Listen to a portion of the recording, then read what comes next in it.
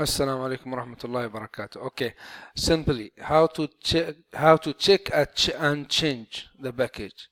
Go to the status for Mu'tamir status, Mu'tamirs, and then choose Mu'tamirs have not changed their package, and then click search.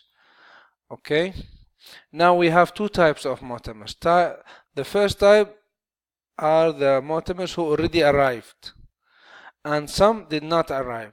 For these Mu'tamirs still not arrive, what we have to do, we have to select them.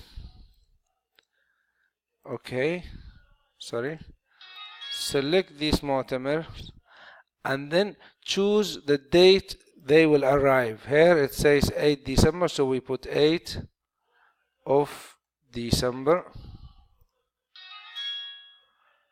and then choose the package you want to do, and then you have to click update. Why we click update? To update the arrival date.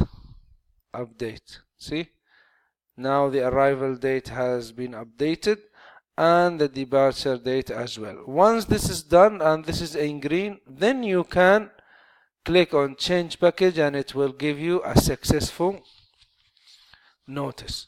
Now, as you can see, after we click Mu'tamirs have not changed, we have a total of 138. Please try to change as soon as possible.